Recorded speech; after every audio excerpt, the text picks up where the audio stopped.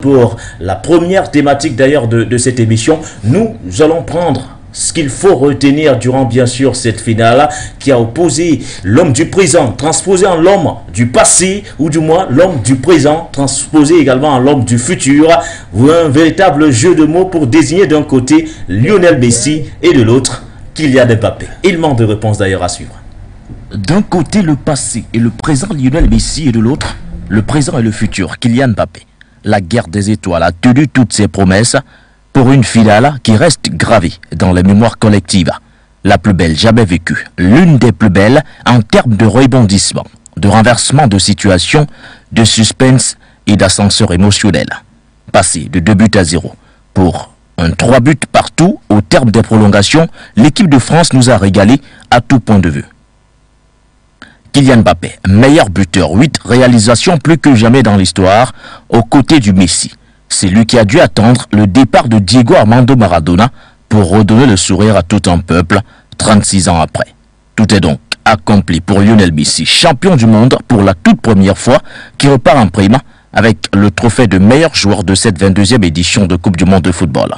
Des prestations dantesques qui n'ont laissé personne indifférent, à commencer par le roi Pelé, qui, bien qu'hospitalisé, s'est exprimé en ces termes, je cite, « Aujourd'hui, le football continue de nous raconter son histoire, comme toujours, d'une manière passionnante. Quel cadeau ce fut de regarder ce spectacle pour l'avenir de notre football », fin de citation. Un avenir qui se fait également avec l'Afrique, car la légende brésilienne a également laissé un mot gentil pour le Maroc, qui l'a félicité pour son parcours extraordinaire. Quoi qu'il en soit, au Lusail Stadium, pour cette première finale de la Coupe du Monde disputée dans un pays arabe, le football a offert un match de légende avec un scénario de folie et des acteurs exceptionnels. Des acteurs exceptionnels, un match de folie, fort d'ailleurs en rebondissement, en suspense, mais en ascenseur émotionnel. On est passé par toutes ces émotions qu'on parfois on a même du mal à décrire quand on veut décrypter, mais heureusement qu'ils sont là pour cela. Loïc Eloche-Foka d'un côté et bien sûr Achille Sack de l'autre. Messieurs, première question, quel est votre ressenti au lendemain de cette finale, la finale de la 22e édition de Coupe du Monde de football? Monsieur Foka. Oui, comme tout fan de foot, je suis très content pour cette victoire argentine parce que c'est une équipe qui a quand même souffert pour remporter ce titre de champion du monde. On se souvient encore de cette finale perdue en 2014 face à cette équipe d'Allemagne, en prolongation. Et on se souvient également du début de compétition catastrophique de cette équipe d'Argentine qui perd d'entrée face à l'Arabie Saoudite et dont on prédit un échec total.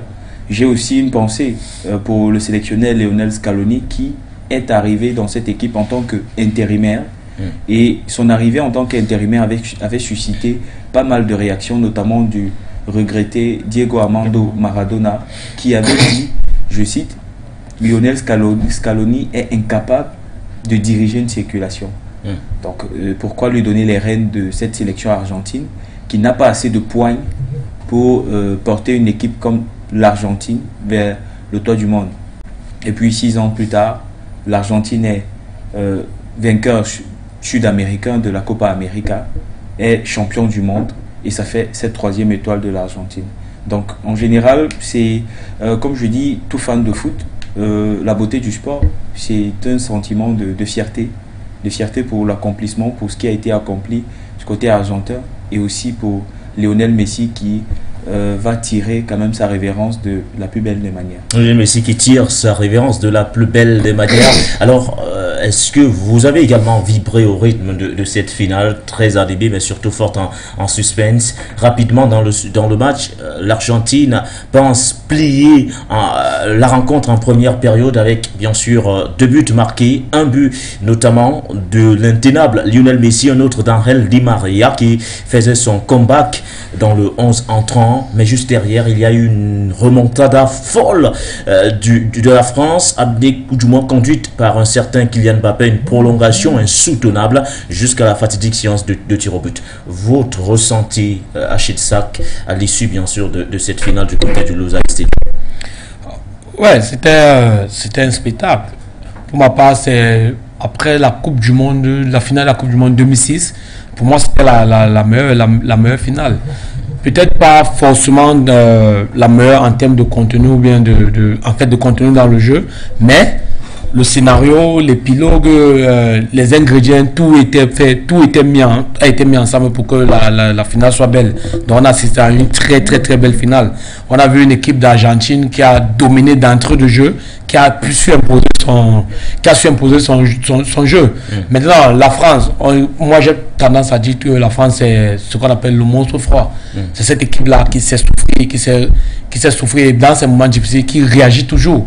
Donc on a assisté à un super spectacle avec une passation, pour ma part, une passation de témoin entre Lionel Messi, qui est, comme vous avez dit dans votre l'homme du passé, voilà, l'homme du passé, du présent et le présent pour le futur. Voilà, donc on a vu un Kylian Mbappé qui a eu du répondant, qui a tiré son équipe vers le haut. Mais cette équipe d'Argentine, c'était une équipe qui était programmée pour gagner. C'est une équipe qui a commencé tout doucement, qui est montée en puissance. Et il y a une statistique. Lionel Messi, c'est la première fois qu'il est buteur en match de poule, en huitième, en quart, en demi et en finale. Il a pas se marqué dans tous les matchs, sauf peut-être face au Mexique, mais il a été présent dans tous les matchs disputés par l'Argentine dans cette compétition. En huitième, en quart, demi et en finale. C'est tout à fait normal que ça, c'est le parcours d'un champion. On comprend un gars qui était en mission commando. Donc, sincèrement, le football a récompensé Lionel Messi, parce que Lionel Messi, c'est un joueur qui a apporté beaucoup pour le football, mais qui n'avait pas encore cette reconnaissance. Il fallait ce titre pour avoir la reconnaissance. Tout à l'heure, je ne vous coupe pas, Achille, parce que nous avons réservé une fenêtre exclusivement Lionel Messi pour parler de la Pulga, la puce, comme on l'appelle affectueusement pour ceux qui le connaissent très bien. Mais je voudrais qu'on reste sur cette finale quand même, qui a marqué le coup, qui a marqué l'histoire. Est-ce que Loïc et Loïc Faucan peut parler de la plus belle finale de Coupe du Monde jamais vécue jusqu'ici? Bon, en 1930, j'étais pas là. J'étais pas là en 1930, mais des finales de Coupe du Monde que j'ai pu assister, je pense que je mettrais quand même cette finale voilà, dans le top 3. Parce qu'il y a eu un France-Brésil en 98 également. Italie-France. Il y a eu un Italie-France. En 2006. Il y a eu de grosses rencontres footballistiques quand même dans l'histoire des finales de Coupe du Monde.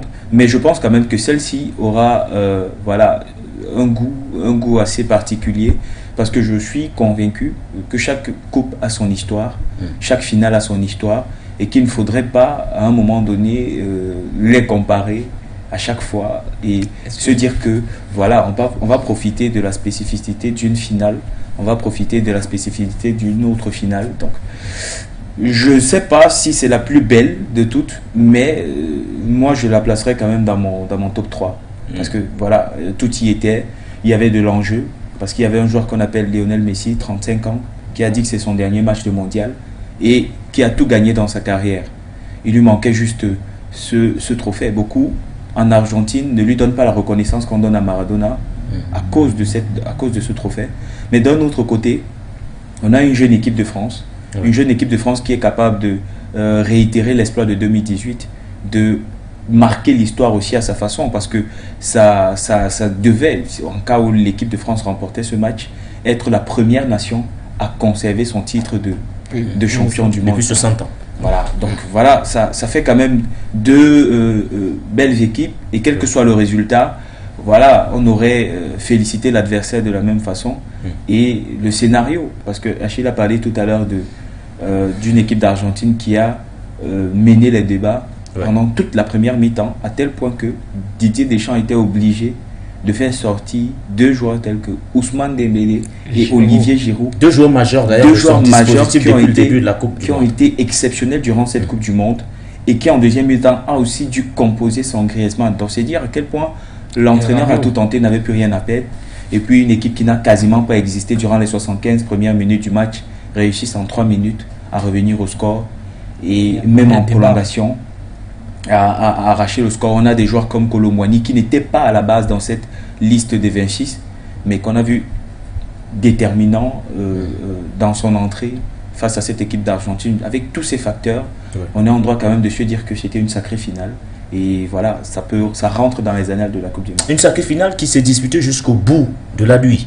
Vous allez m'excuser pour cette expression, mais il faut le dire clairement, on a pratiquement tout vécu, ascenseur émotionnel compris. L'Argentine qui mène rapidement au score. Derrière, il faut un superbe, énormissime Kylian Mbappé pour permettre à la France de garder son navire à flot. Malheureusement pour la France au tir au but, Emiliano Martinez sera plus fort pour stopper la tentative de Kingsley Coman. Et derrière, Aurélien Chouameni, pratiquement on ne trouve pas le cadre. Est-ce que selon vous, au regard du scénario, au regard de ces nombreux rebondissements, renversements de situation, au regard de cet ascenseur émotionnel dont on parle, c'est la plus belle Coupe du Monde que vous ayez vécue jusqu'ici, Achille Sarr? Oui, comme je l'ai dit tout à l'heure, j'ai vécu également une telle Coupe du Monde, une telle finale, la finale de 2006. Pour moi, c'était l'une des meilleures finales. Et celle d'hier vient bousculer un peu la hiérarchie.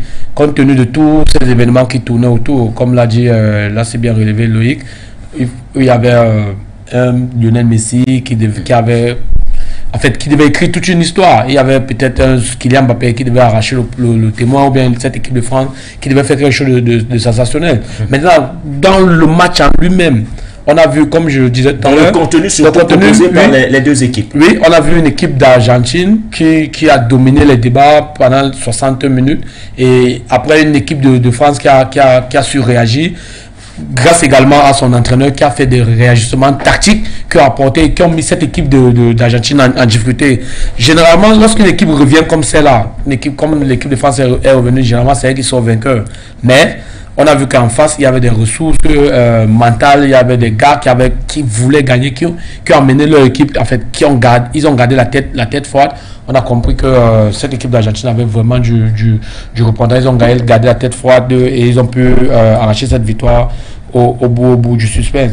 Mais on n'a pas été déçus par ce match. On l'a suivi, je crois, on l'a suivi ensemble. C'était un match stratosphérique en fait. C'était une finale stratosphérique. On a eu des finales qui ont été des exceptions telles que par exemple celle de 2010, celle de 2014. C'était pas vraiment ça. Mais celle-ci vraiment, je crois qu'on n'est pas prêt à oublier cette rencontre. On n'est pas prêt d'oublier d'ailleurs cette finale marquée par cette victoire de l'Argentine, la 3e après l'édition 1986. 36 ans après, l'Albiceleste est donc une nouvelle fois sacrée championne du monde. L'Argentine qui succède donc à la France qui disputait bien sûr sa 2e finale d'affilée.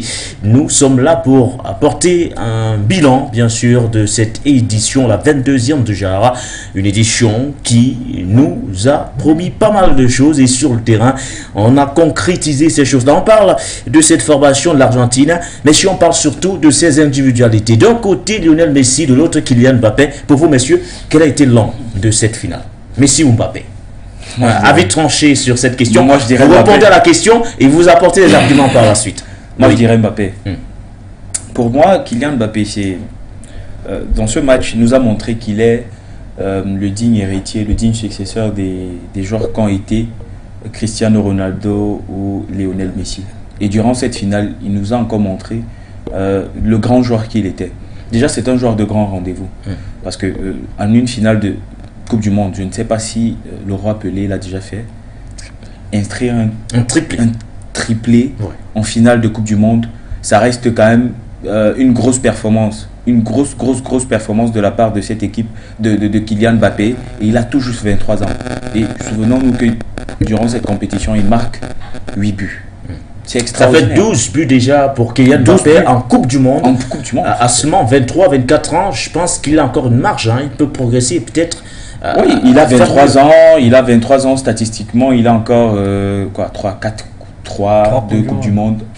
S'il veut prendre sa retraite un peu plus tôt, à 31 ans, il aura 2 Coupes du Monde de plus. Donc, il aura encore le moyen de battre tous les records. Et il n'a que 23 ans. Donc, la marge de progression, elle est énorme. Donc, on a un joueur qui va pulvériser les records à l'avenir. Mais je vais revenir sur cette finale. Parce que quand vous avez une équipe de France qui n'a quasiment pas existé, en première mi-temps, aucun tir. Jusqu'à la 60e minute, il n'y avait aucun tir de la part de l'équipe de France. Ça montre que cette attaque française était létale, tétanisé par l'enjeu, je sais pas ce qui s'est passé. Dépassé. Il était vraiment dépassé. Ou alors, surprise par le dispositif mis en place, ou du moins l'intensité mise par l'Argentine. Je sais pas trop de quoi on pourrait qualifier cette prestation quand même de la France sur les 70 premières minutes. Voilà, donc, et il arrive, il prend ce penalty. Déjà qu'il faut mentionner que les derniers penaltys que Kylian Mbappé a tirés en équipe de France se sont soldés par des échecs. C'était en l'Euro 2020. Face à la Suisse. Face à la Suisse. Et on sait à quel point ce raté lui a valu des injures. Et puis vous avez, à la 76e minute, vous prenez ce penalty, vous devez avoir le sang-froid. Parce que si vous ratez ce penalty, vous dites quasiment adieu à cette finale. Mais il a le sang-froid qu'il faut, il met ce ballon au fond, et puis 2 minutes après, il nous marque un but extraordinaire. Est-ce que c'est une sorte de maturité dans le jeu des Kylian aujourd'hui? Mais je pense que c'est un joueur déjà très mature, parce que sur le terrain, comme j'ai dit, c'est un joueur de grand rendez-vous. Il n'y a pas qu'en équipe de France qui nous a montré qu'il est un joueur de grand rendez-vous. En Ligue des Champions, face au Real Madrid, il a fait le job. C'était le joueur phare, parce que dans une équipe, vous avez Lionel Messi, vous avez Neymar, mais un Kylian Mbappé qui porte quasiment l'équipe sur son dos, ça montre quand même le volume de jeu et le niveau de maturité du joueur. Pour revenir à cette finale d'hier, le but qu'il marque, vous connaissez combien de joueurs qui sont capables de marquer sur cette reprise à la 92e minute? Un geste pareil d'ailleurs. Doser un geste comme ça aussi précis, moi je n'en connais pas beaucoup. Kylian Mbappé l'a fait.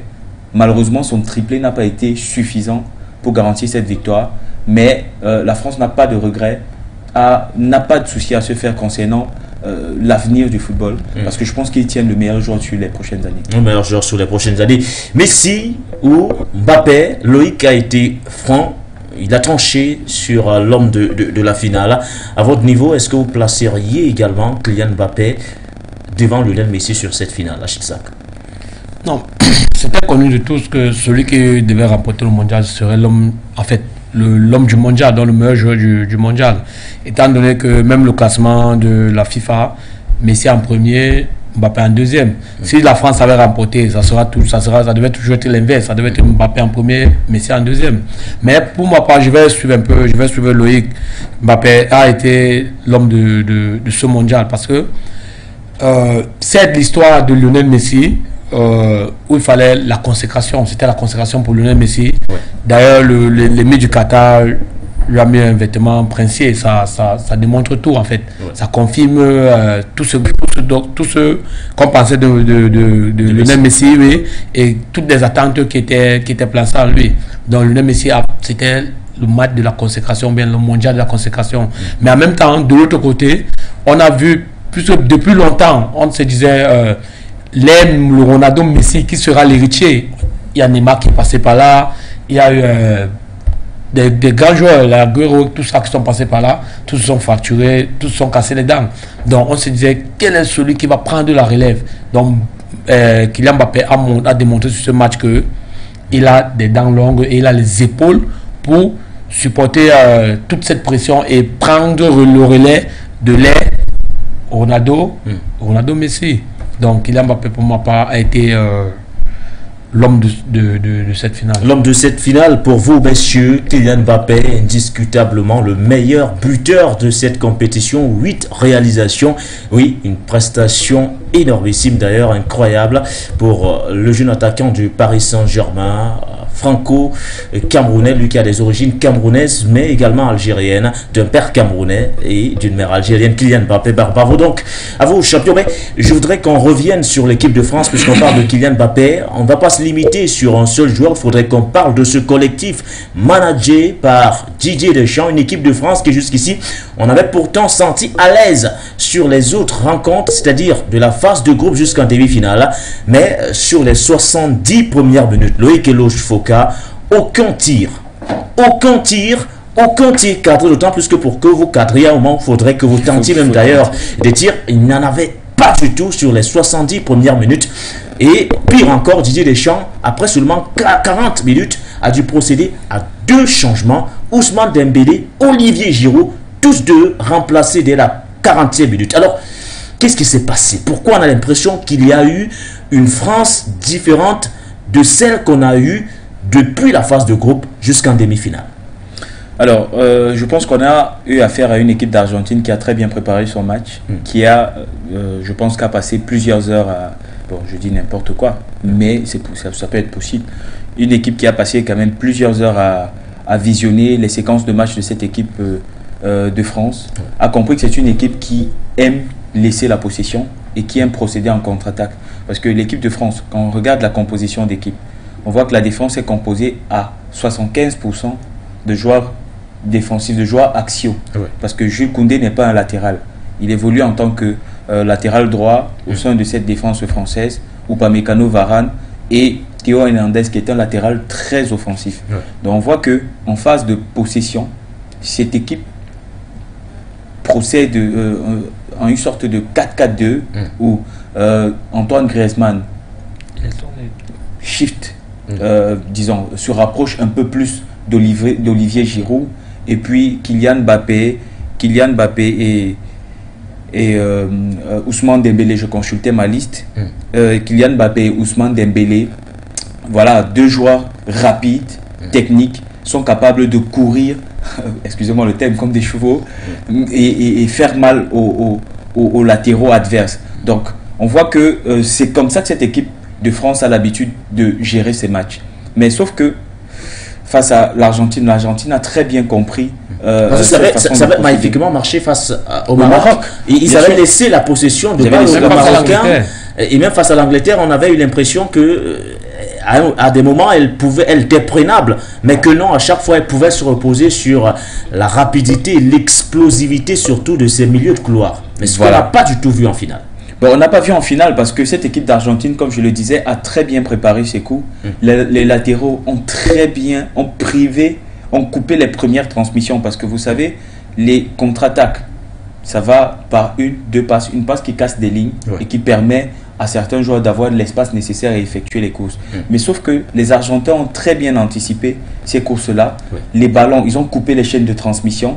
On a vu des joueurs comme Griezmann qui ne touchaient quasiment pas des ballons, sachant que Griezmann reste le maître à jouer de cette attaque française. Donc on voit qu'il y a eu beaucoup de problèmes à ce niveau. Et c'est la raison pour laquelle Didier Deschamps a décidé de faire sortir des joueurs comme Ousmane Dembélé et Olivier Giroud. Olivier Giroud qui est un joueur de pivot, un joueur de remise, c'est pas un joueur qui va prendre la profondeur. Or, l'équipe de France avait besoin de ces attaquants. C'était difficile d'ailleurs pour lui d'avoir des ballons puisque ça n'arrivait pas. Voilà, parce que c'est un joueur qui va énormément décrocher, jouer en remise, un joueur qui est superbe. Mais face à cette équipe d'Argentine, il fallait faire reculer le bloc de la défense avec de la profondeur. Donc, il a préféré sacrifier Olivier Giroud, mettre un joueur comme Marcus Thuram, Kolo Muani, qui ont apporté cette profondeur, qui ont apporté aussi de la percussion. Parce que défensivement, Ousmane Dembélé, c'était assez catastrophique. Parce qu'on voit que c'est lui qui est à l'origine du penalty. On voit qu'il y a un premier dribble. Il s'est fait dépasser sur le couloir en permanence avec Di Maria. Voilà, il s'est fait dépasser par ce dribble-là. Et ensuite, derrière, il vient causer le penalty. Donc, défensivement, il n'a pas l'impact nécessaire pour pouvoir contenir une équipe aussi offensive comme l'Argentine. Et il a mis des joueurs à impact comme Marcus Thuram, Kolo Muani, des joueurs qui vont au duel, des joueurs qui montent, qui se battent. Et puis on voit que ça a inversé la tendance. Et aussi, comme je l'ai dit, il y a aussi le mental. Le mental, on voit que Kolo Muani avait beaucoup de choses à prouver, puisqu'on vous fait rentrer à 40 minutes, à la 40e minute d'un match, sachant parce que quelque chose ne va pas. Donc à ce moment, le joueur n'est pas blessé. Voilà, psychologiquement, le joueur se retrouve dans une situation où il doit montrer quelque chose, doit prouver. Voilà, donc il y a ce facteur-là. Il y a ce facteur-là qui est entré en jeu. Il a, comme au départ, il ne faisait pas partie de cette liste de 26 joueurs. Il est arrivé à la suite de la blessure de Christopher Nkunku et il se dit, je veux montrer à tout le monde que je ne suis pas là qu'en balade. Puisqu'il y a des joueurs qui n'ont quasiment pas joué. Donc il arrive. Il va au duel, il va au charbon et défensivement ça a été meilleur à la France et il prenait aussi la profondeur. On a vu qu'il est à quelques centimètres près de donner la victoire finale à cette équipe de France en prolongation. Je me rappelle encore de cette action. Vous voyez, donc, l'action du match. Mais est-ce que c'est pas l'action qui coûte un peu cher aujourd'hui? Est-ce qu'ils n'ont pas de regret, nos amis français, sur cette action de Kolo Muani qui aurait pu donner le titre à la France, mais qui est tombé sur un très grand, un énorme Emiliano Martinez. Forcément, Kolo Muani, durant toute la nuit, il a repensé à cette action. Nous tous, on s'est levés. Je crois qu'on l'a vu aller vers les gars, on s'est levés. Parce qu'on connaît qui est le joueur. C'est un joueur que je suis depuis Nantes. Il ne rate pas souvent ce genre d'occasion. Bon, en même temps, il a fait ce qu'il fallait. Je pense, pour ma part, je pense que c'est le gardien qui a été... c'est le gardien qui sort le grand jeu. Oui, le gardien qui a été bon. Parce que c'était le geste à faire. C'est vrai que d'aucuns aurait dit qu'il aurait dû passer le ballon à Mbappé qui était mieux décalé, mais il a fait le geste qu'il fallait, juste que la réussite n'était pas au rendez-vous et que le gardien en face a été bon. Donc, moi je dis un peu à ce que... Comment les avez-vous trouvé ces remplaçants de Didier Deschamps à la 40e minute, que ce soit Kolo Muani qu'on évoquait, ou alors que ce soit Marcus Thuram, qui est également entré en lieu et place d'Olivier Giroud? Comment les avez-vous trouvés sur la suite? Ces deux joueurs ont apporté un truc. Ils ont apporté, puisque la tendance s'est inversée. Moi, je pense que cette équipe de France aurait pu et avait des capacités de remporter ce match pendant la période de prolongation. Donc, et ça se manifeste. Il y a eu cette occasion nette que Kolo Muani a manqué. Donc, c'est les gars qui ont apporté un truc en plus. Comme le disait Loïc, Marcus Thuram, deux jeux, aussi bon que Giroud, et en plus apporte de la profondeur, ce que Giroud n'a peut-être pas. Kolo Muani, sur le plan défensif, il apportait et il percutait. Et il y a également l'entrée de Kamavinga au poste latéral gauche, Kamavinga qui a quasiment éteint Messi sur 20-25 minutes.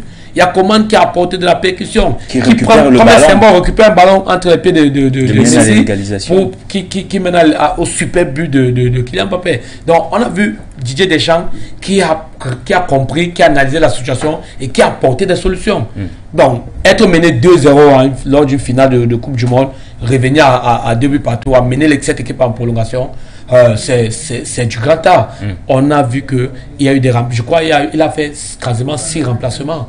6 remplacements avec le temps additionnel, il a fait quasiment 6 remplacements. Et ces 6 remplacements qui ont apporté. Maintenant, pour revenir au non-match de l'équipe de France pendant les 60 premières minutes, comme le disait Loïc, on a compris que cette équipe de France, d'Argentine, avait bien préparé son match. Elle était supérieure à cette équipe de France. Tout simplement parce qu'elle avait fermé les côtés.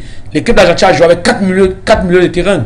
Rodrigo de Paul a joué 4-4-2, un système pratiquement inédit. On retrouve en pointe Julián Alvarez et Lionel Messi, milieu de terrain à 4 avec Angel Di Maria sur les côtés. Avec deux milieux de terrain, box qu'on a retrouvé sur les côtés. Comme l'avait fait Didier Deschamps en 2018 avec Matuidi qui avait joué quasiment sur le côté gauche. C'était pour fermer totalement le côté gauche. Donc, avec Rodrigo de Paul qui a joué sur le côté droit.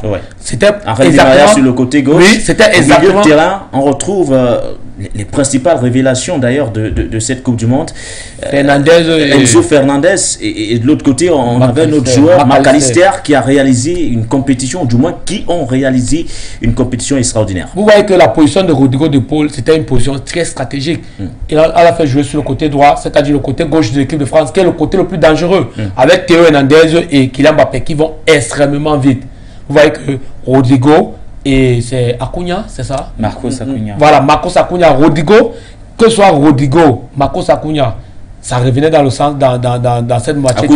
Parce que c'est Montiel qui jouait sur ce côté. Voilà, avec la révélation Enzo Fernandez qui venait gratter les ballons sur ce côté gauche de l'équipe de France. Donc les gars avaient carrément fermé les côtés de l'équipe de France. Maintenant, au milieu de terrain, il y avait de l'agressivité, contrairement aux joueurs français. Tchouaméni était un peu timide les 60 premières minutes. Rabiot, c'était pas trop ça. Mais quand il y a eu des remplacements tactiques, on a vu ces gars qui sont redevenus dynamiques. Donc, Didier Deschamps en fait a mis du dynamisme qui manquait les 60 premières minutes et on a vu ce que ça a donné. Ce dynamisme-là qui manquait à l'équipe de France, mais qui a plutôt profité à cette formation de l'Argentine. L'Argentine qui a donc pratiquement dominé la majeure partie de la rencontre et au bout est allé chercher ce 3e sacre, la 3e étoile qui sera donc désormais brodée sur la tunique de l'Albi Céleste. À votre niveau, Loïc Eloge-Foka, cette équipe de l'Argentine, tout à l'heure, on a eu le temps de placer un mot sur notamment le sélectionneur Scolani qui n'était pas forcément adoubé au poste de sélectionneur, mais en l'espace de 2 ans, il vous ramène une Copa América, il vous ramène une Coupe du Monde, mais tous ces exploits-là, il les doit également à un effectif aujourd'hui rodé. Qu'est-ce qui a fait la différence entre l'Argentine, par exemple,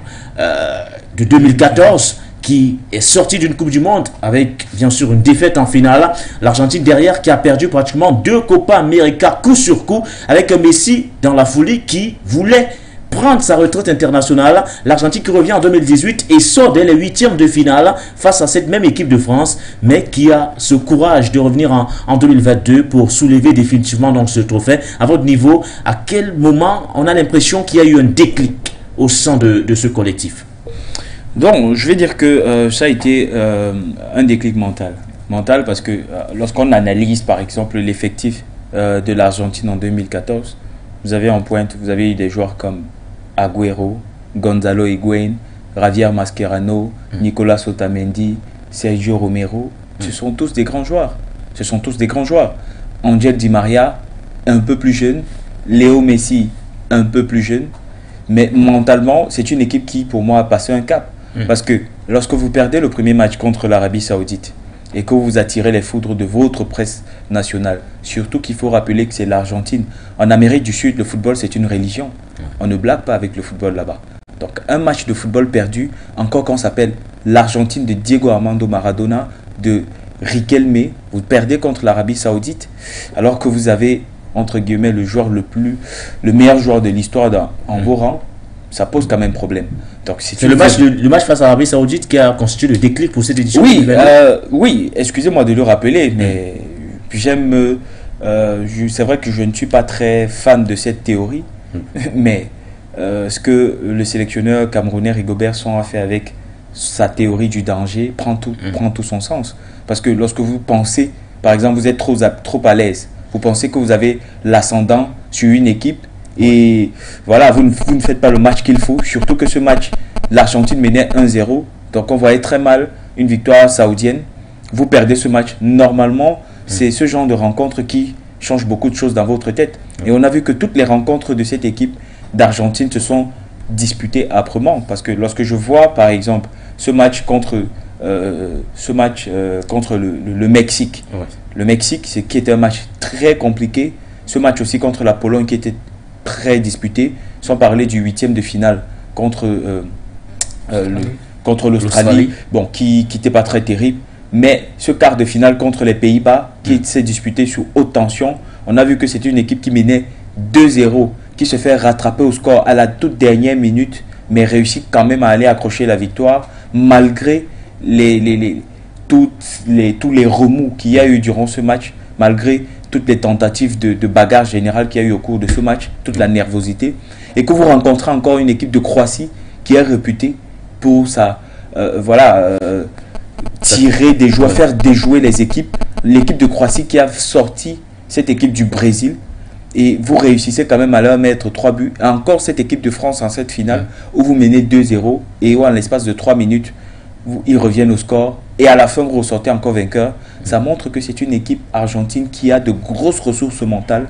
Et aujourd'hui on parle tellement de Lionel Messi, mais on oublie des joueurs comme Rodrigo de Paul, on oublie des joueurs comme Paredes, qui sont de véritables soldats, qui symbolisent en quelque sorte cette mentalité de revanchard, et sans oublier aussi le public. Je ne sais pas si vous avez vu le public sud-américain, argentin. Oui, parce que Fernando de Paul, il disait d'ailleurs qu'il avait l'impression qu'il y avait plus d'Argentins à Doha, au Qatar, que du côté de Buenos Aires. Je vous dis, ça aussi, parce que le 12e homme, je pense que ça a été le facteur X. Parce qu'à un moment, face à cette équipe de Croatie, face à l'équipe de... C'était le match face aux Pays-Bas, pardon, je m'en mêle un peu. C'était face aux Pays-Bas. À un moment donné du match, on joue la 70e minute et tout le stade se met à chanter l'hymne argentin. Tout le stade, je lui dis tous les supporters. C'est dire qu'il y a une certaine ferveur, et ce 12e homme a été déterminant dans le parcours de cette équipe d'Argentine. Donc aujourd'hui, contrairement au talent et contrairement à ce qui s'est fait en 2014, je penserais que cette équipe a franchi un cap mentalement, et cette Copa América remportée par le Brésil par l'Argentine face au Brésil a été pour moi le catalyseur et l'élément déclencheur de toute cette ferveur et toute cette puissance qu'on connaît de l'Argentine aujourd'hui. Et c'est l'euphorie totale donc du côté de Buenos Aires en Argentine où les champions du monde sont attendus. D'ailleurs, nous reviendrons lors de nos prochaines émissions sur ces très très belles images parce que les Argentins sont sortis à masse pour accueillir leur équipe championne du monde, aux côtés bien sûr d'un certain Lionel Messi qui remporte donc le seul et l'unique titre qui manquait jusqu'ici à son immense carrière. Alors, on va définitivement sortir de cette finale avec vous, Achille Sack. On a eu une équipe de l'Argentine quand même qui a joué avec les nerfs de ses supporters durant cette Coupe du Monde. Je me permets de le dire pourquoi, parce que c'est une équipe qui nous sert du réchauffé, c'est-à-dire du déjà-vu.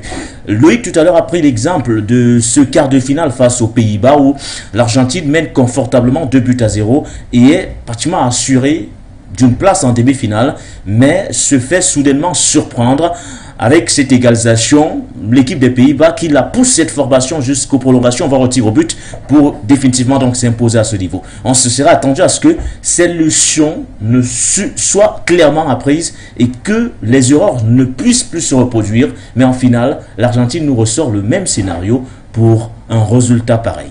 Ils ont joué avec les nerfs de leurs supporters durant toute cette compétition. Ouais, je vais dire que cette équipe d'Argentine a eu la chance d'avoir un joueur de la trempe de Lionel Messi. Parce que on a vu, c'est Lionel Messi qui a sorti toujours cette équipe des situations. Parce que c'était une équipe qui avait beaucoup de fébrilité défensive. Pour ma part, je pense. Elle n'était pas très forte défensivement, contrairement à une équipe comme l'équipe de France ou bien une équipe comme celle de la Croatie, malgré qu'elle ait pris 3-0 face à cette équipe d'Argentine. En fait, cette équipe d'Argentine également peut dire merci au destin, parce que je pense que son parcours est moins... En fait, elle a rencontré des équipes qui n'étaient pas vraiment... Alors vous pensez que ce n'était pas des équipes à la hauteur quand vous jouez en quart de finale, les Pays-Bas, vous jouez en demi, la Croatie, vice-champion du monde en titre, vous jouez la France en finale, le seul match où le seul match où les effectifs étaient équilibrés, c'était face à la France. C'était face à la France. Cette équipe d'Hollande est arrivée en 7 en quart de finale, mais ce n'était pas une Hollande séduisante. C'était pas la Hollande qu'on a connue en 2010 ou bien la Hollande des années 78, 80. D'ailleurs, cette équipe d'Hollande a été très critiquée par rapport à son jeu par les anciens. Donc, l'équipe de France, on a tous vu, l'équipe d'Argentine, on a tous vu lorsqu'elle a évité l'équipe de France en 8e de finale. On a tous vu comment elle a exulté. On a senti que cette équipe n'avait pas assez d'armes. Je pense que l'équipe de 2022 qui a remporté le titre était moins forte que celle de 2014 par exemple. Mais la différence s'est faite au niveau du mental. Parce que cette équipe a accepté que, ok, on va jouer pour Messi, on met Messi au centre. Messi, ça sera sa dernière Coupe du Monde. Ce sont des éléments qui ont joué, les éléments qui ont concouru à ce que cette équipe s'aligne tout derrière Messi. On a vu un Rodrigo de Paul qui était un soldat, qui était carrément un soldat, qui était prêt à aller au combat pour défendre Messi. On a vu des joueurs comme, comment on l'appelle celui-là, Lautaro Martinez, qui s'est mis au service de Messi, joueur à Varese, en fait, c'était un joueur qui était à la base fan de Messi. Il se retrouvait avec Messi, il se dit que ok, Messi va vers son dernier mondial, il faut qu'on l'accompagne. Donc pour ma part, c'était pas l'équipe la plus talentueuse d'Argentine depuis que Messi est en équipe d'Argentine, mais c'est l'équipe qui avait le plus de mental et le plus de ressources. Une réaction, Loïc, sur ce que dit Achille, une équipe qui n'était pas forcément la plus séduisante de toute l'histoire qu'on a eue jusqu'ici, l'équipe d'Argentine. Est-ce que vous partagez le même point de vue? Mais qui est quand même allé jusqu'au bout pour soulever ce trophée. N'ayez surtout pas peur de contredire, parce qu'on est là pour ça. Non, on cherche cette contradiction en permanence. Monsieur Foucault. Je pense que le football il a changé. Le football il a changé. Je ne dirais pas que c'est pas une équipe la moins talentueuse qu'on ait vu ces dernières années, parce que lorsqu'on regarde en défense, vous avez des joueurs comme Cristiano Romero qui, voilà, c'est quand même un défenseur qui prend ses marques du côté de l'Angleterre et qui nous a montré en Italie qu'il était quand même un grand espoir de la défense. Vous avez des latéraux gauche comme Tagliafico ou bien Manuel Molina. Il est latéral gauche. Molina, oui. Vous avez des joueurs comme Otamendi, certes, 34 ans, mais à 34 ans, un défenseur central, Ça gagne en maturité. c'est mature. Mais à 34 ans, Sergio Ramos, lui, il empilait des Ligues des Champions. Donc. Et puis au milieu du terrain, Enzo Fernandez, 21 ans, hyper talentueux, très talentueux même, je dirais. Rodrigo De Paul. Pour moi, bon, peut-être on a eu des noms plus séduisants dans cette équipe. Javier Mascherano au milieu de terrain, oui. Samuel. On a eu des joueurs comme Riquelme peut-être en meneur de jeu.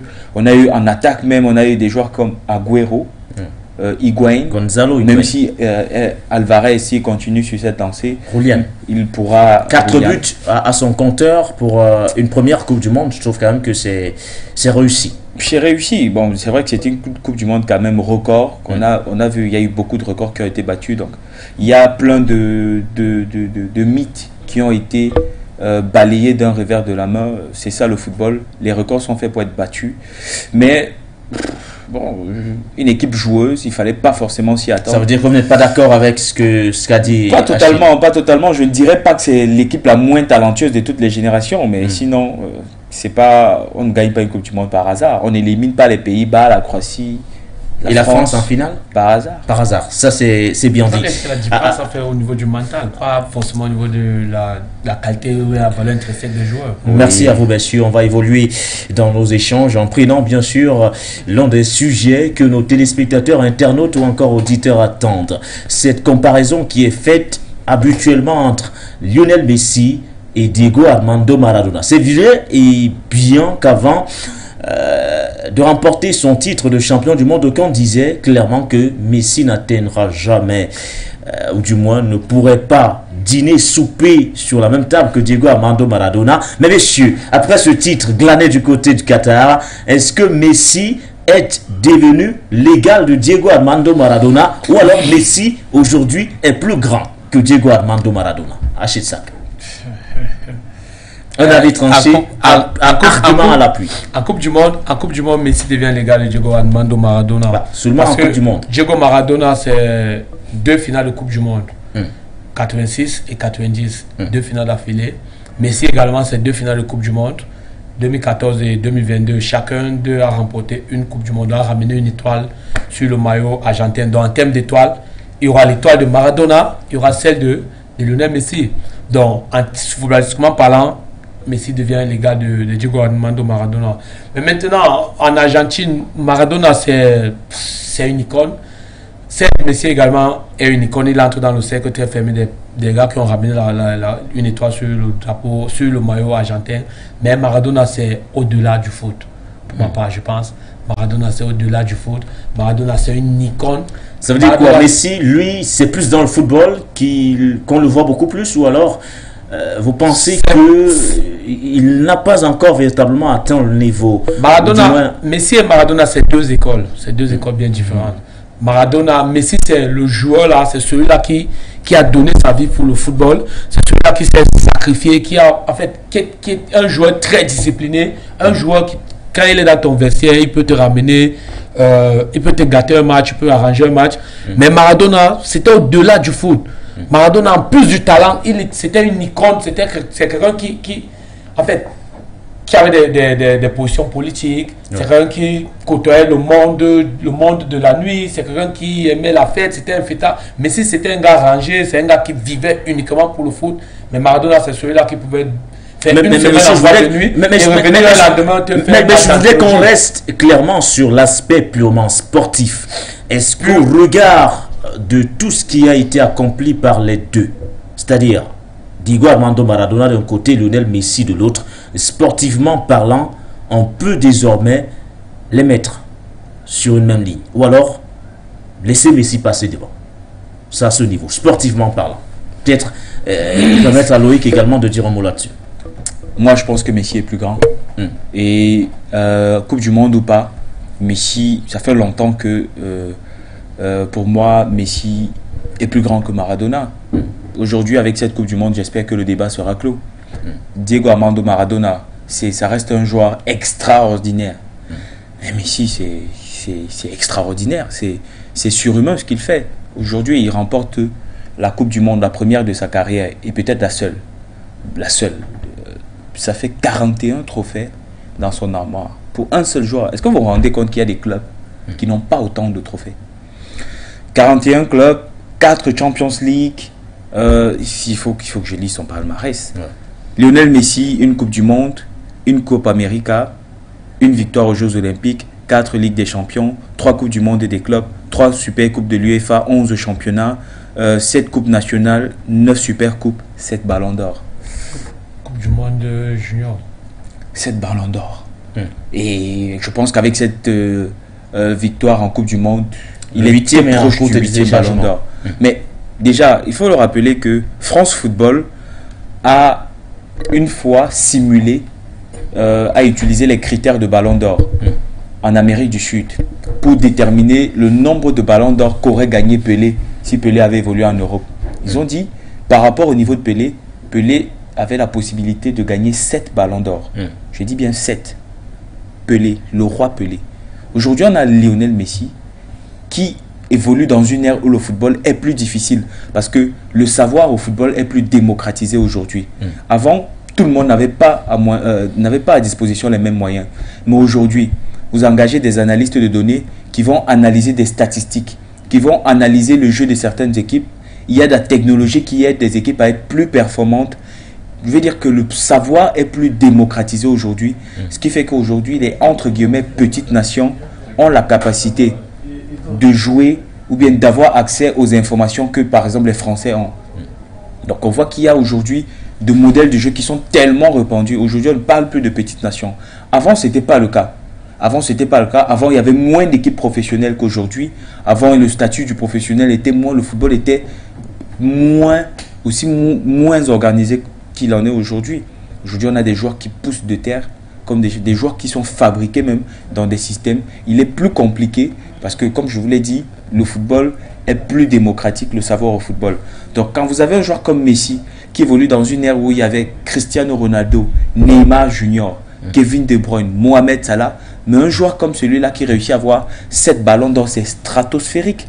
Stratosphérique parce que, oui, il reste extraordinaire, mais il y a la concurrence. Surtout, vous avez un joueur comme Cristiano Ronaldo à côté, des joueurs qui sont capables de se sublimer. Donc pour moi, aujourd'hui, un joueur qui a 41 trophées, qui remporte la Coupe du Monde en inscrivant 7 buts, qui porte quasiment son équipe, 7 buts, qui est meilleur buteur, qui est meilleur passeur, qui nous montre depuis plusieurs années qu'il est un joueur extraordinaire. Pour moi, il a tout le mérite. Aujourd'hui, on peut le hisser plus haut que Maradona. On peut le hisser plus haut que Maradona. Messi, c'est 18 buts marqués en sélection, toute compétition confondue d'ailleurs en match officiel. Ça, c'est également un record, un autre record à Achille, Lionel Messi, qui est devenu le joueur le plus capé, le joueur ayant disputé le plus de matchs en Coupe du Monde de football, juste devant un certain Lothar Matthäus. Lionel Messi, qui également passe son temps donc à battre ces records-là. On lui souhaite d'ailleurs bonne chance pour la suite. On ne sait pas s'il y aura une autre Coupe du Monde, du moins ça sera dans 4 ans en 2026 pour la prochaine édition qui passera de 32 à 48 formations, 48 équipes.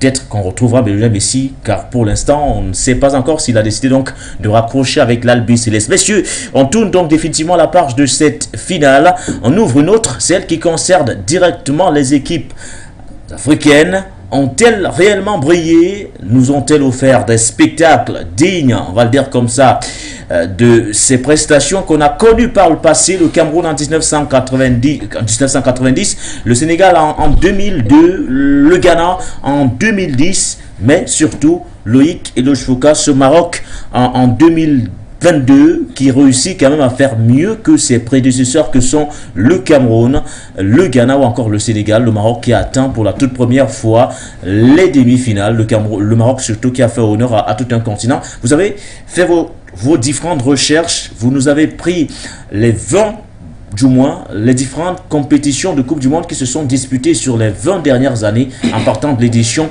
1998 remportée par les Bleus de l'équipe de France jusqu'en 2022. Votre analyse, votre constat, il est clair. L'Afrique en 2022 a réalisé l'une de ses plus belles participations en phase finale de Coupe du Monde?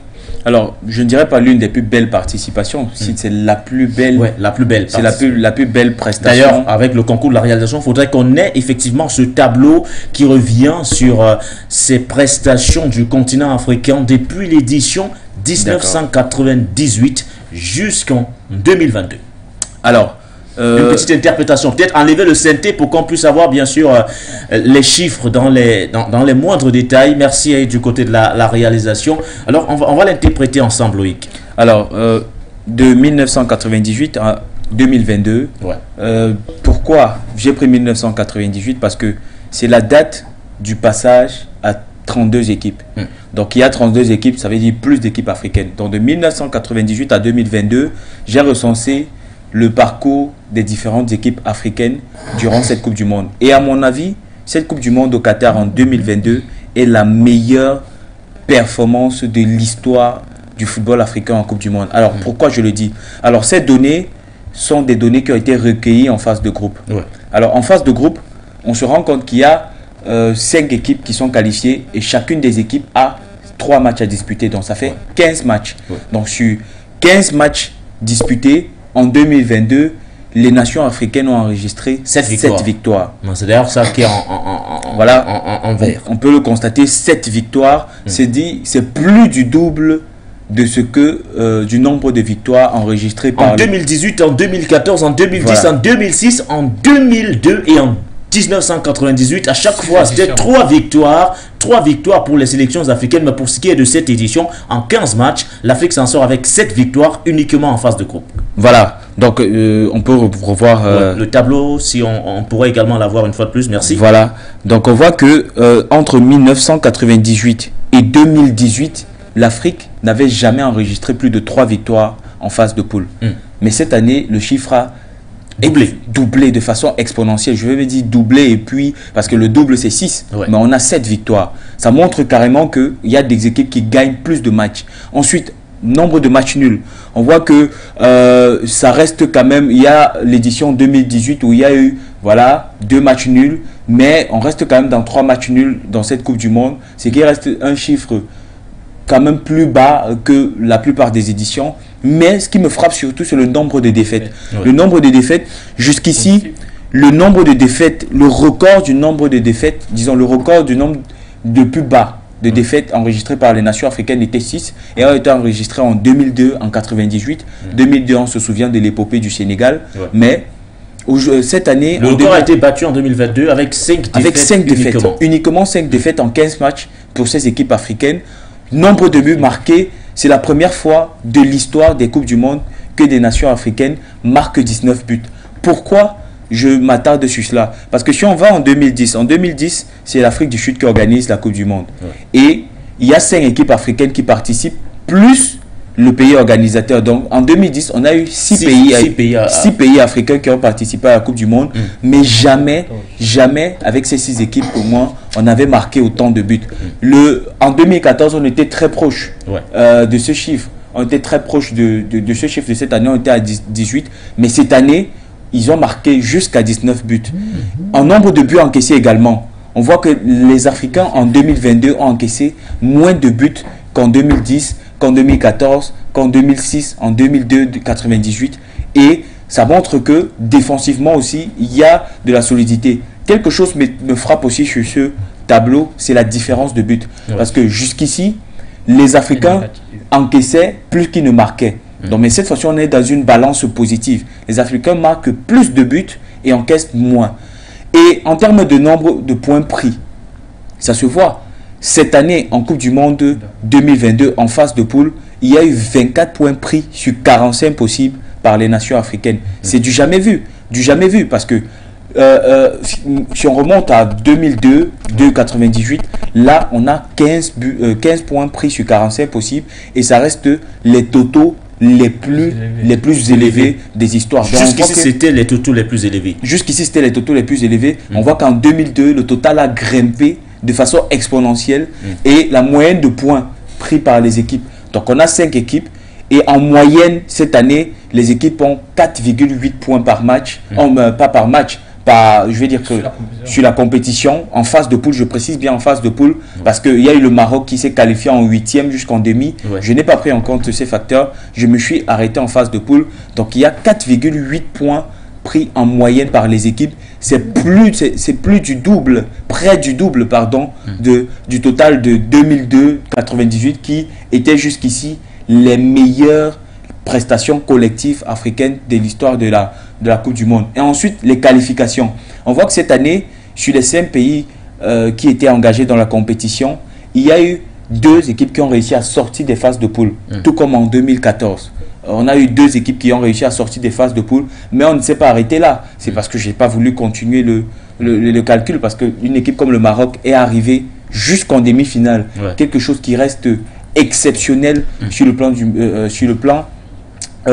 africain dans cette compétition de Coupe du Monde. Et pour moi, voilà, par rapport aux chiffres, les raisons qui me poussent à dire que l'Afrique a réalisé en 2022 la meilleure campagne de Coupe du Monde de son histoire. La meilleure campagne de Coupe du Monde de son histoire. Qu'en pensez-vous, monsieur? Vous qui avez suivi attentivement cette analyse, cette palette, l'une des principales innovations d'ailleurs de cette émission de prolongation football, la palette de Loïc. Désormais, vous aurez droit à cette palette technique-là, la lecture faite par Loïc Foucault qui nous a ressorti ce petit tableau sous forme de bilan de participation des sélections africaines uniquement en phase de groupe. On n'a pas tenu en compte le parcours du Maroc qui est quand même allé jusqu'en demi-finale. C'est uniquement sur les phases de groupe et vous pouvez le voir parce que toutes les cases sont cochées au vert. Ça veut dire que c'est du moins l'édition où l'Afrique a le plus brillé. C'est vrai que... Du moins sur cette période, 1998-2022. Oui, c'est vrai que nous tous, on était conscients que l'Afrique a eu une belle prestation en Coupe du Monde avec le Maroc qui est arrivé en demi-finale et que même en phase de poule, puisque je crois qu'en phase de poule, tous les pays, les 5 pays qualifiés ont gagné un match. On remporté un match. Donc c'est également une première. C'est une première. C'est une première, donc c'était jamais arrivé. Donc nous tous, on savait que... Mais maintenant, quand je regarde son tableau, ça m'édifie davantage. Je comprends que vraiment, les gars ont travaillé. Parce que, en général, le bilan sur la différence de but, c'est un élément très important pour moi. La différence de but était constamment négative. Elle était très, très négative. Donc, quand je me rends compte que on a marqué 19 buts, l'Afrique a marqué 19 buts et a encaissé 17. Oh, wow. Il y a plus 2 au goal à village. Plus 2, c'est du jamais vu. C'était généralement, on a 28 buts encaissés et 15 buts marqués. Et on parle de 3 victoires par mondial depuis 98 à 7. En phase de groupe. En phase de groupe. Parce que si on compte la victoire en 8e de finale du Maroc, la victoire en quart de finale face au Portugal, et voilà, on voit que ça rajoute encore. Donc, je ne pense pas. L'Afrique n'a jamais connu un tel succès en Coupe du Monde, jamais. Voilà, donc je pense que les sélections africaines doivent capitaliser sur cet exploit au mondial, pas seulement les sélections qui étaient qualifiées. Donc tout ça aussi, je pense qu'il y a une corrélation entre ces victoires-là par rapport à ce tableau et le travail qui a été fait en amont par des nations africaines.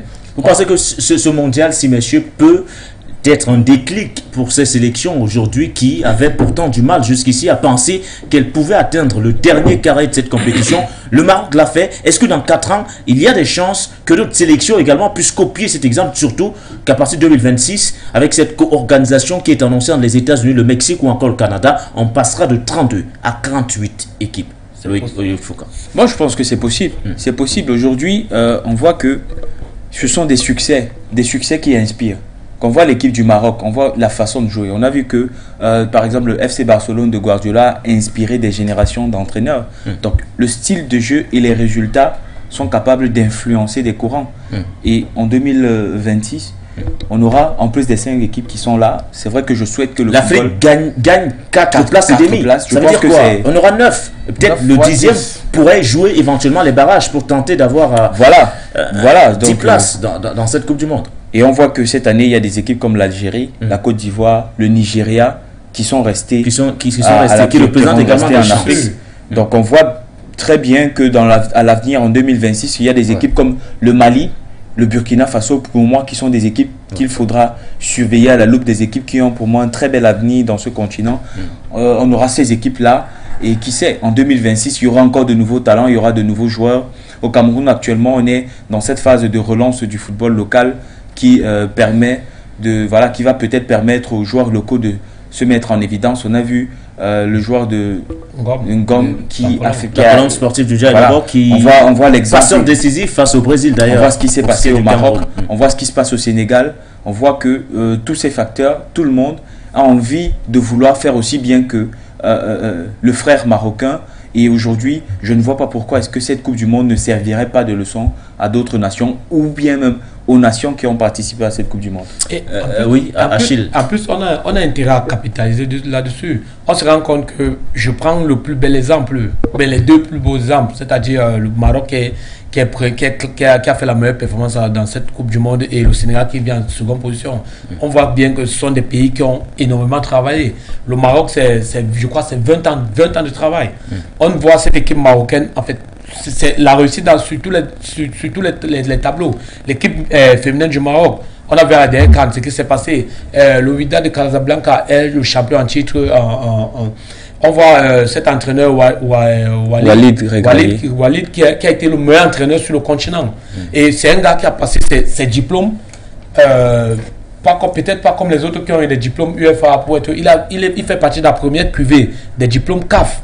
Donc on voit que c'est un travail de longue haleine. Donc tous ces pays-là, Loïc a cité un pays comme le Mali, qui est un pays qui travaille bien.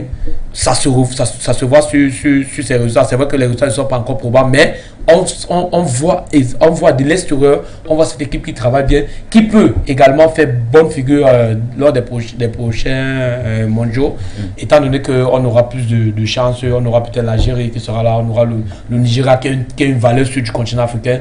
Je pense que peut-être d'ici quelques années, on sera en train de faire des tableaux pareils pour montrer l'évolution exponentielle du football africain sur le plan mondial. Messieurs, il nous reste à peine 10 minutes. On va dire un mot sur le pays organisateur, le Qatar, sous les feux des critiques d'ailleurs, avant même le coup d'envoi de cette compétition, entre bien sûr aberration écologique et surtout les questions des droits de l'homme. Le Qatar en a reçu énormément. On parle de ces coups-là qui venaient de toutes parts.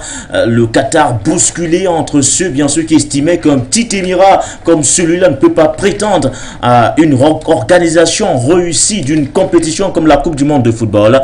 Mais au soir du 18 décembre, je pense que c'est une énorme désillusion qui s'est emparée de tous ces détracteurs du Qatar. Au regard de cette compétition, Monsieur Foka, comment avez-vous trouvé ce petit émirat en termes d'organisation? Est-ce qu'il a véritablement réussi le pari? Il a tenu ce pari de l'organisation?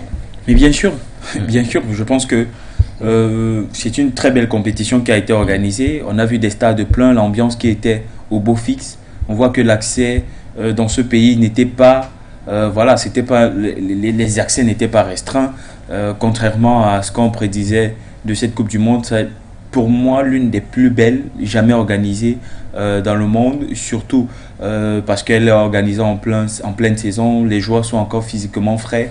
Il y a du jus. Ça explique peut-être le nombre de buts marqués dans cette Coupe du Monde. Le record, je pense qu'on est à 127 buts marqués durant cette Coupe du Monde. Je pense que si on regarde les chiffres, ça sera l'une des Coupes du Monde les plus prolifiques de l'histoire. On a une Coupe du Monde où il y a eu des joueurs qui ont marqué 7, 8 buts, 4 buts. Je ne sais pas si dans l'histoire de la Coupe du Monde, il y a eu autant de grands buteurs, de joueurs ayant marqué énormément de buts. Et sur le terrain, je n'ai pas appris par exemple qu'un joueur s'est pris une clim dans le visage parce qu'on parlait des stades climatisés avec pas entendu cette aberration écologique. On parlait bien sûr, je sais pas trop, d'un effet pervers sur le réchauffement climatique avec ces stades dotés d'un système de climatisation réversible et autres, avec certains joueurs qui se tiennent pourtant plein d'un coup de froid du côté de Qatar et tout ça. Donc, je ne voudrais pas revenir sur tout ce qui s'est dit bien avant le début de cette Coupe du Monde, mais je voudrais qu'on s'attarde sur ce que nous on a vu, chose vue et entendue.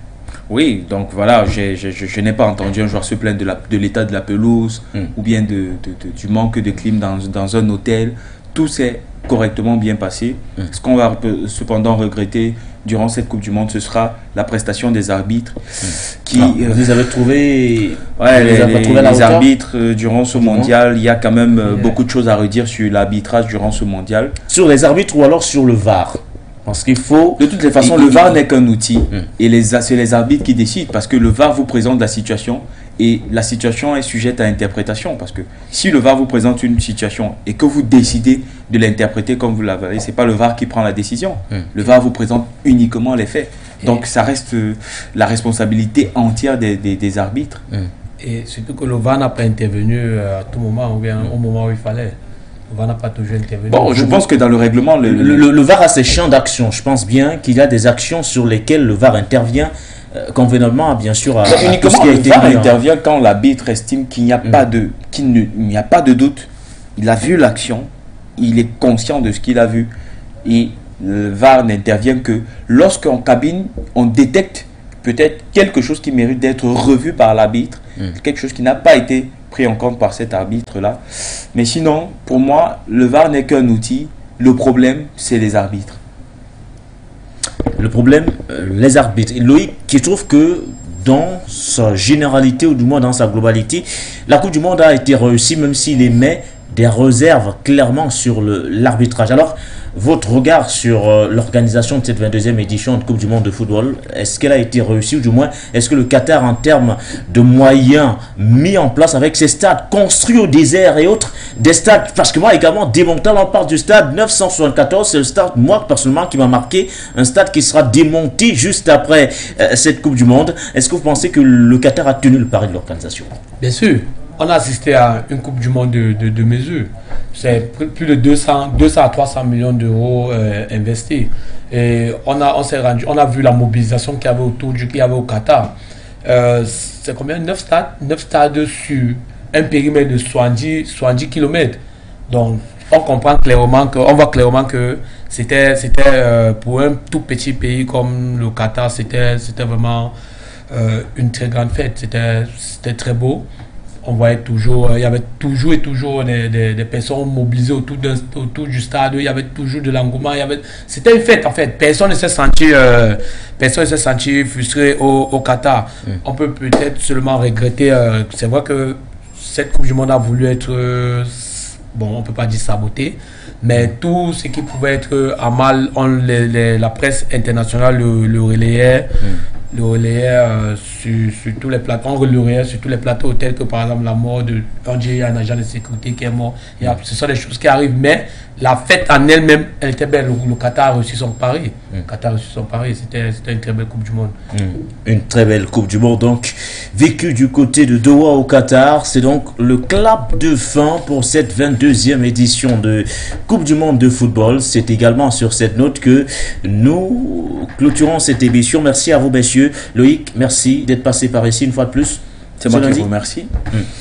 Achille, merci. Le plaisir était partagé. J'espère que Loïc va nous sortir encore des palettes, magnifiques palettes comme mais bien sûr. Voilà. Merci à vous de nous avoir suivis une fois de plus dans le cadre de cette nouvelle production. D'ailleurs, la seule de la semaine, Prolongation Football, produite chaque lundi sur les antennes de For You Media Africa. Merci à vous d'avoir été nombreux, fidèles téléspectateurs, auditeurs ou du moins internautes, pour vous qui nous avez suivis via nos différentes plateformes Facebook ou encore YouTube, For You Media Africa. Merci à vous. Nos programmes se poursuivent sur la meilleure des télévisions, celle qui porte une vision différente sur le monde.